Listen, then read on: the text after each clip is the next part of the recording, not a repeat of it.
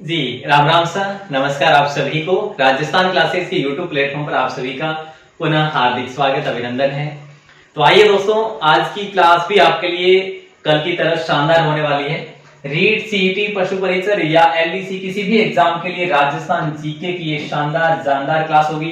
कला संस्कृति के अति महत्वपूर्ण प्रश्नों पर हम लोग डिस्कस करने वाले हैं। तो आपसे निवेदन रहेगा दोस्तों, आप इस क्लास के एंड तक जुड़े रहेंगे और फायदा लेंगे। वाकई में इस क्लास के नोट्स जो है अगर आप बनाते हैं तो ये भी आपके लिए काम आने वाली चीजें रहेगी, क्योंकि ये हम नवीनतम 50 जिलों पर आधारित पढ़ेंगे। ठीक है, तो आपसे हम्बल रिक्वेस्ट है कि आप वीडियो के इस क्लास के एंड तक जुड़े रहेंगे। शुरू करें। चलिए, पहला सवाल कल आपसे पूछा गया था कि चरी लोक नृत्य मुख्य रूप से राजस्थान के किस शहर का प्रसिद्ध है। चरी लोक नृत्य, दोस्तों चरी लोक नृत्य की बात करें तो ये आपके किशनगढ़ का पॉपुलर है। कहाँ का है? किशनगढ़ का मुख्य रूप से पॉपुलर है। और किशनगढ़ की नृत्यांगना है ना, नृत्यांगना जिनका नाम है फल्गुबाई। फल्गुबाई है ना, फल्गुबाई के बारे में कई बार सवाल भी पूछा गया और आपने पढ़ा भी है। तो फल्गुबाई यहाँ की प्रसिद्ध नृत्यांगना है और यहाँ पे आपका सही आंसर होगा ऑप्शन डी। और वैसे अगर आपसे सवाल यूं पूछा भी जाए कि वे किस समुदाय का है, तो गुर्जर समुदाय का ये मुख्य रूप से प्रॉपर ये आपका नृत्य है। ठीक है, हो गया क्लियर? बहुत अच्छा सवाल था। नेक्स्ट सवाल आपकी स्क्रीन पर है कि राजा मानसिंह आमेर में मीनाकारी की कला को प्रारंभ करने के लिए किन 5 कारीगर किस स्थान से, मतलब 5 कारीगर लेकर आए थे, किस स्थान से लाए थे? तो ये लाहौर से लेकर आए थे दोस्तों। और मीनाकारी कला को राजा मानसिंह प्रथम ने शुरू करवाया था। ये सवाल मेरे ख्याल से कल हमने पढ़ लिया था, है ना, ये कल हमने पढ़ लिया था। ये तारकिन का उर्स जो है ये भी शायद कल हमने पढ़ा था क्या ये कल? नहीं, ये नहीं पढ़ा था, है ना। हाँ चलिए, तो तारकिन का उर्स जो है कहां पर भरता है? देखिए दोस्तों, हम बात करें तारकिन के उर्स की, तो ये तारकिन का उर्स जो है आपके नागौर जिले में आयोजित होता है। कहां पे? नागौर जिले में। ऑप्शन जो है आपका क्या होगा? ऑप्शन आपका राइट होगा, ऑप्शन ए। अब देखिए, नागौर जिले में आयोजित होता तारकिन का उर्स। और यहाँ पे किसकी दरगाह है? हमीमुद्दीन नागौरी की दरगाह है।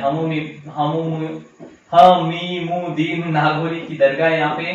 ठीक है, इन्हीं का यहाँ पे उर्स बनता है। और यहाँ पे जो है हम बात करें तो तुगलक काल का जो है तारकिन का दरवाजा भी बना हुआ है, ये भी आप याद रखेंगे। अगला सवाल है, मुंह के द्वारा बजाए जाने वाले वाद्य यंत्रों में से निम्न में से कौन सा नहीं है? देखो, वैसे आपको यूं पता होना चाहिए कि मुंह द्वारा बजाया जाने वाला देखो, मुंह से बजाए जाने वाले वाद्य यंत्रों को क्या कहा जाता है? ये भी आपको पता होना चाहिए। उसको कहा जाता है सुशिर वाद्य यंत्र। दोस्तों क्या नाम दिया जाता है? सुशिर वाद्य यंत्र। ठीक है, तो इनमें से वो सुशिर वाद्य यंत्र कौन सा है ये आपको बताना है। तो आप कहेंगे सर वो है रबाज, है ना। तो अलगोजा को फूंक देकर बजाया जाता है, सतारा को भी फूंक देकर बजाया जाता है, मशक को भी फूंक देकर बजाया जाता है, लेकिन रबाज जो है ना ये आपका तत्व वाद्य यंत्र है। ये आपका आगे सवाल भी आ जाएगा, यही सवाल आपका आगे भी आएगा। ठीक है, हाँ। नेक्स्ट सवाल है, रामनाथ चौधरी का संबंध किस वाद्य यंत्र से है? देखिए, ये जो रामनाथ चौधरी है ना ये जयपुर से हैं, जयपुर के पदमपुरा गांव से है। और ये अलगोजा जो बजाने की कला है ना इनकी, ये आपका राइट आंसर ऑप्शन भी होगा। और ये जो रामनाथ चौधरी, मैं आपके लिए लिख देता हूं, रामनाथ चौधरी। ठीक है, रामनाथ चौधरी जो है ये पदमपुरा जयपुर के हैं, पदमपुरा जयपुर के। ये इनमें एक ऐसी कला है कि नाक से भी ये अलगोजा बजा देते हैं। देखिए, मुंह से तो सब बजाते हैं, लेकिन ये नाक से बजाने वाले ऐसे कलाकार हैं जो रामनाथ चौधरी है। नेक्स्ट सवाल है, सुमेलित नहीं है। ध्यान दीजिए जरा, सुमेलित नहीं है, सिर्फ और सिर्फ इतना ही लिखा हुआ है, सुमेलित नहीं है। देखिए, राई नृत्य जो है ये आपका जो है ये भील जाति द्वारा किया जाता है। राई नृत्य, सही बात है ये। वानर नृत्य की बात करें, गरासिया का है और इसको गरासियों की घूमर भी कहा जाता है, जो कि बिना वाद्य यंत्र का किया जाता है, बिना वाद्य यंत्र का भी है। और ये हम बात करें तो गरासियों की घूमर, ये तो हमने पढ़ लिया, ये भी सही है। तो पणियारी नृत्य डामोर देर का जबकि गलत है। शंकरीय नृत्य जो है कालबेलिया देर का, ये सही है। देखिए, आपको ये याद होना चाहिए कि जो है ना अपने कालबेलियों के प्रमुख रूप से 4 नृत्य हैं, कालबेलियों के नृत्य।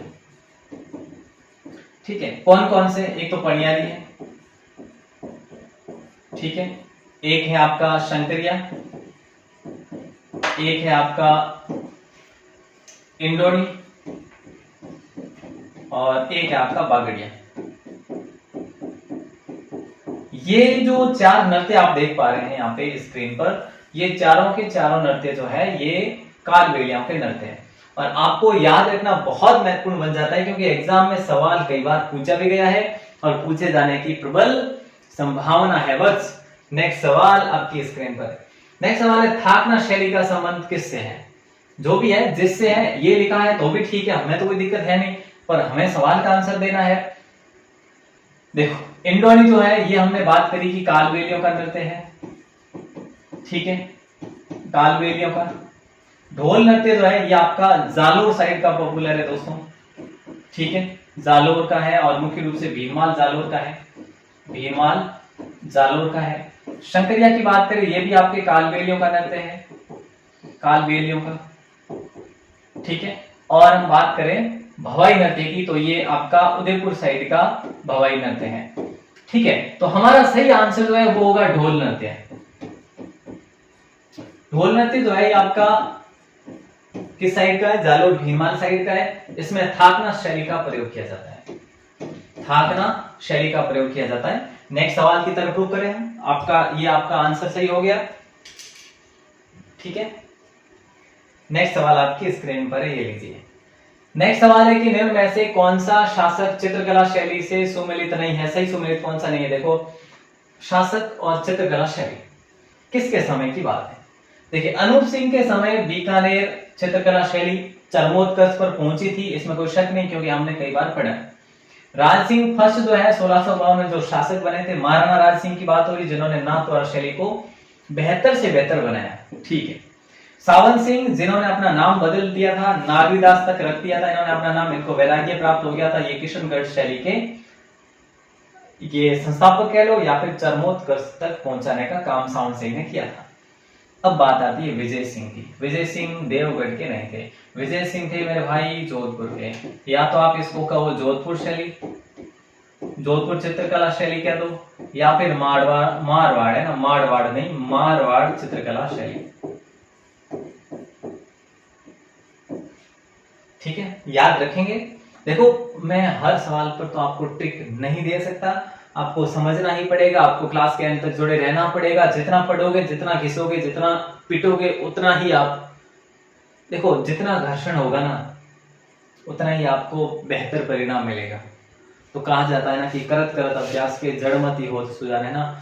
तो इस प्रकार से जितना आप घिसोगे उतना ही आपको बेहतर रिजल्ट मिलेगा। तो इसलिए कहना चाहूंगा, आप बस लगातार कंटिन्यू पढ़ते रहिए। अभी 1 महीने का जितना अभी जो है ना, जो आपकी स्टडी में जो डाउनफॉल आया हुआ है कि भाई मेरे से पढ़ाई नहीं हो पा रही, अभी कोई भर्तियां नहीं है, देखना आप जैसे ही गवर्नमेंट आएगी, जो भी आएगी, मुझे नहीं पता कौन सी आएगी, जैसे ही गवर्नमेंट आएगी, बनेगी, आपके लिए वापस से भर्तियों की पतझड़ लगने वाली है।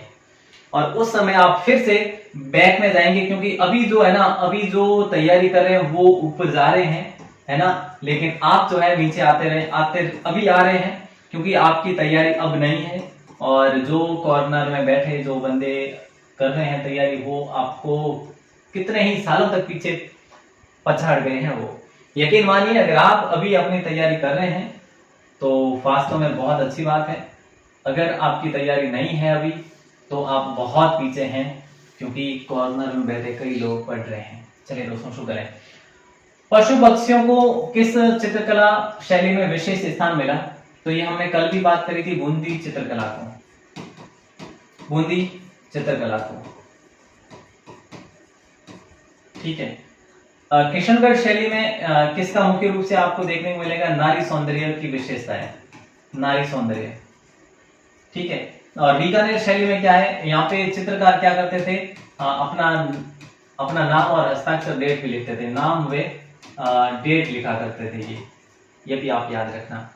अगला सवाल है कि राजस्थान में लगभग 1800 वर्ष पुरानी गुप्तकालीन सिक्के कहाँ पे मिले? 1800 वर्ष नहीं है यार, यहाँ पे वर्ष नहीं है, यहाँ पे ये संख्या है ना।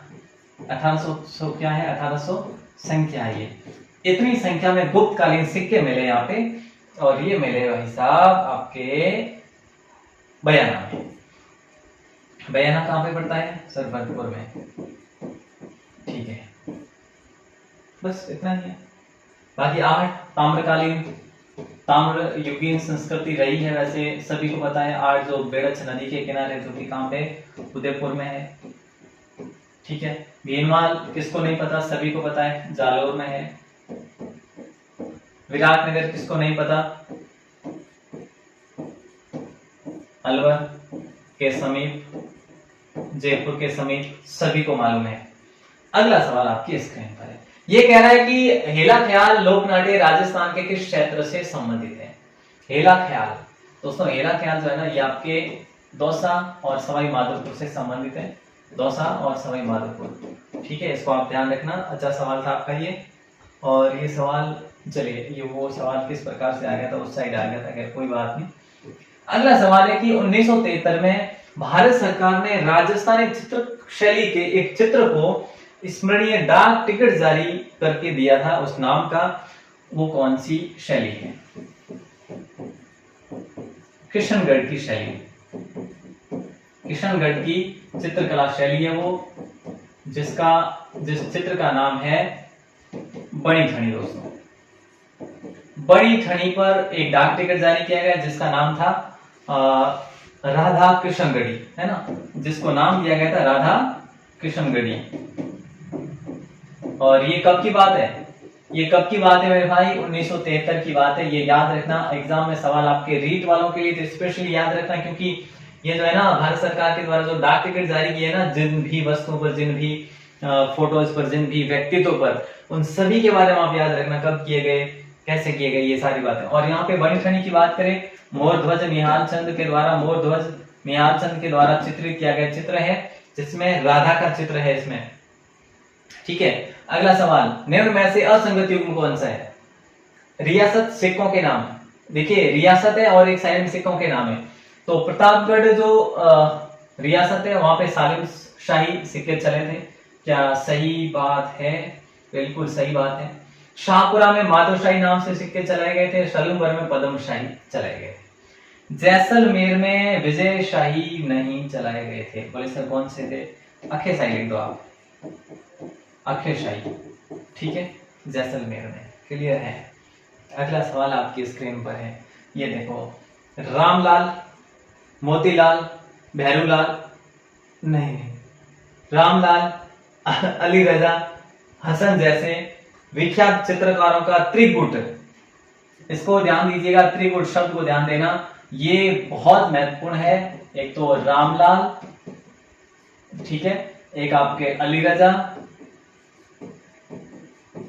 और एक जो है यहाँ पे हसन है। तो ये तीनों जो है, तीनों का क्या था? त्रिगुट था दोस्तों। और इन तीनों का जो त्रिगुट है ना, ये कौन से दरबार में थे, किस चित्रकला शैली से संबंधित थे? तो ये आपको याद रखना है, बीकानेर चित्रकला शैली से संबंधित थे। ठीक है, अभी के लिए आप बीकानेर को लॉक करेंगे। अगर कुछ फेरबदल हुआ तो आपको बता दिया जाएगा, क्योंकि मेरे लिए भी मुझे ऐसा लग रहा है कि नया सवाल है। अगला सवाल देखिए, गोपाल उदय हुक्मा जीवन चित्रकला की किस शैली से संबंधित है? ये जो है ना, गोपाल है, जैसे उदय है, हुक्मा है, जीवन है, ये सभी चित्रकला की कौन सी शैली से संबंधित है? तो याद रखना दोस्तों, ये है आपके आमेर जयपुर। ठीक है, तो आमेर जयपुर का है ना। वैसे आप सबको ये भी पता होना चाहिए कि जयपुर में स्वर्णकाल किसके समय को कहा जा सकता है? प्रताप सिंह के समय को स्वर्णकाल, चित्रकला का स्वर्णकाल कहा जा सकता है। ठीक है, इन्हीं के समय में साहिब राम ने क्या करा था? ईश्वरी सिंह का आदमकद चित्र बनाया था। ईश्वरी सिंह का आदमकद चित्र बनाया था। आदमकद में आप समझ गए, यानी कि पोर्ट्रेट में चित्र बनाया था, पोर्ट्रेट में। ठीक है, कोई समस्या हो तो बता दीजिएगा। मैं, अगर आप कहेंगे कि सर बहुत लंबी क्लास हो रही है तो नहीं लूंगा, सर बहुत छोटी हो रही है तो लंबी कर दूंगा क्लास को, जैसा आप कहेंगे वैसा आपके लिए मैं हाजिर रहूंगा, बट आपसे निवेदन रहेगा आप हर क्लास को शेयर करके अपने दोस्तों को जरूर जोड़ें। फिर चाहे एग्जाम कोई सा भी हो, देखो थोड़ी बहुत दिक्कत आ सकती है अभी भाई, कंटेंट में नहीं आएगी, मेरे ख्याल से नहीं आएगी। बाकी मेरा बोलने का जो तरीका है वो मैं थोड़ा धीरे बोलता हूँ, और मेरी जो स्पीड है बोलने की वो भी मेरे ख्याल से धीरे ही है, स्लोली स्पीड है, तो ऐसी फास्ट भी नहीं है। अगर आप कहेंगे तो मैं कल से फास्ट करके दे दूंगा आपको क्लास, लेकिन फिर वो थोड़ी मजे वाली बात रहेगी नहीं, ऐसी बात है ना। तो थोड़ा एडजस्टमेंट करते चलो यार, फायदा आपके लिए ही हो रहा है ना। अंग्रेजी शासन के दौरान किस दुर्ग में जयनारायण व्यास को बंदी बनाया गया था? ये देखिए, ये अच्छी बात है। जयनारायण व्यास, जिनको जयनारायण व्यास को जिन्हें लोक नायक कहा जाता है, राजस्थान का लोक नायक कहा जाता है दोस्तों, और इनको सिवाना दुर्ग में कैदी बनाकर रखा था। और सिवाना दुर्ग में दोस्तों 2 साके हुए थे, आपको याद हो तो। कितने साके हुए थे? 2 साके हुए थे। और जब अलाउद्दीन ने यहाँ पे आक्रमण करा था, अलाउद्दीन ने, आप सभी को पता हो, तो अलाउद्दीन ने जब आक्रमण करा 1308 में, तो उस समय इसका नाम क्या रखा था? अलाउद्दीन ने खैराबाद रखा था। ये भी आपको याद रखना पड़ेगा, नहीं रखा तो देख लेना, खैर नहीं आपकी देख लो, खैराबाद नाम रखा था, याद नहीं रखा तो खैर नहीं, ठीक है। वैसे याद कर लो यार, याद करने में कौन सा क्या खर्च आ रहा है? कुछ आ रहा है क्या? नहीं ना, तो फिर मौजमाबाद निम्न में से किस चित्रकला शैली का केंद्र था? मौजमाबाद। ये बात आज की नहीं हो रही है, ये बात अंग्रेजों के समय की नहीं हो रही है, ये बात हो रही है मुगल काल के समय की, मुगल काल के समय की बात है, ठीक है। तो यहाँ पे आपका राइट आंसर हो जाएगा आमेर। हेलो सर, अगला सवाल। ओके भाई, निम्न में से कौन सा नृत्य भीलों द्वारा होली के अवसर पर किया जाता है? सॉरी, होली के तीसरे दिन किया जाता है। होली के तीसरे दिन कौन सा नृत्य किया जाता है? ये बहुत इंपॉर्टेंट सवाल है भाई, ये एग्जाम में पूछा गया सवाल है भाई। ये सवाल भीलों के नृत्यों का सवाल है भाई, और ये सवाल है आपके कला संस्कृति का सवाल, आपके रीड का सवाल। नेजा को लॉक कर दें क्या? बिना किसी को बताए आप नेजा को लॉक करें। ये भीलों द्वारा होली के तीसरे दिन ये नृत्य किया जाता है। भीलों के नृत्यों की मैंने आपको ट्रिक बताई थी। नेहा गैंग युद्ध करती घूम रही है, नेहा गैंग युद्ध करती घूम रही है, ये आपको मैंने ट्रिक बताई थी। और ये वालर किसका है? ये वालर गरासियों का नृत्य है दोस्तों, गरासिया जनजाति का नृत्य है, जो कि गरासियों की घूमर भी जैसे कहा जाता है। बिना वाद्य यंत्र का नृत्य है, ठीक है, बिना वाद्य यंत्र का। तो क्या यार, बहुत अच्छे सवाल बन जाते हैं।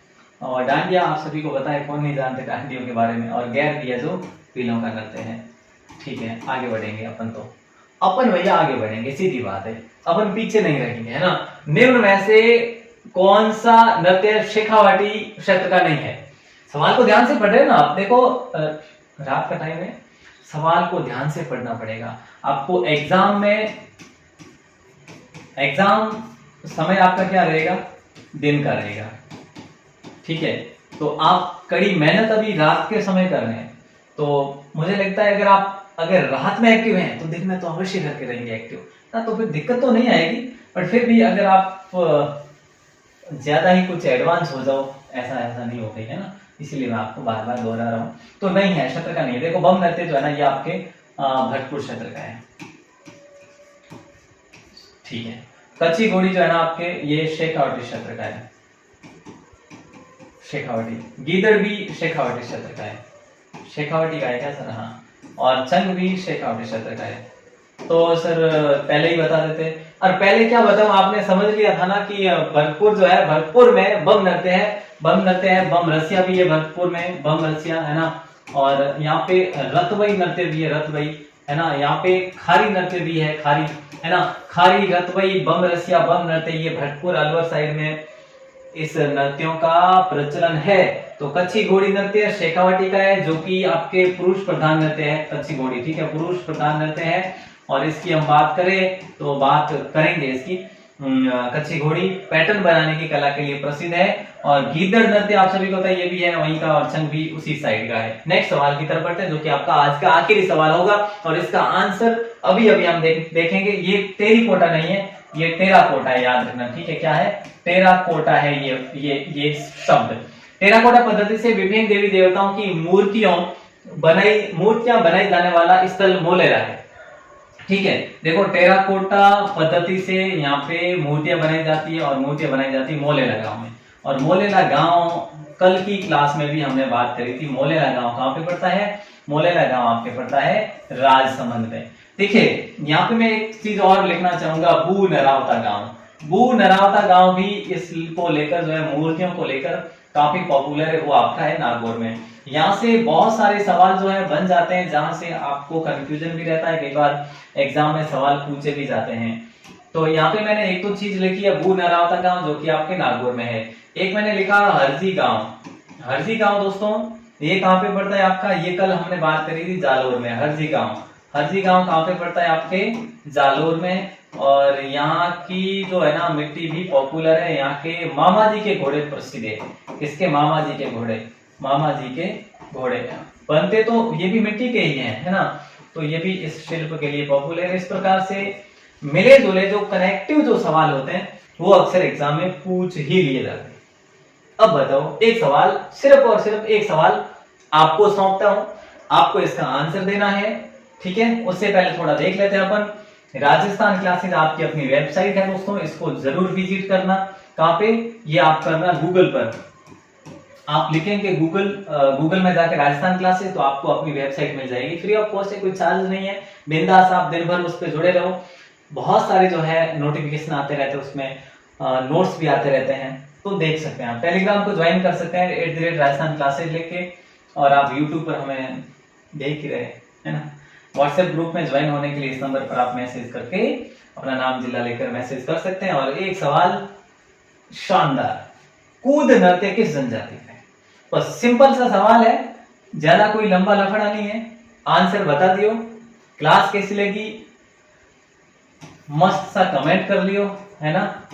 कमेंट जरूर करना, और अपने दोस्तों के साथ लाइक हो सके तो ठीक है, कोई बात नहीं, लेकिन शेयर जरूर कर लेना क्लास को, ताकि मुझे भी बहुत अच्छा फील मतलब थोड़ा बहुत भी नहीं, बहुत अच्छा फील होगा। ऑल दी बेस्ट दोस्तों, मिलते हैं अगली क्लास में। तब तक के लिए शुक्रिया। जय हिंद, वंदे मातरम, राम राम सा।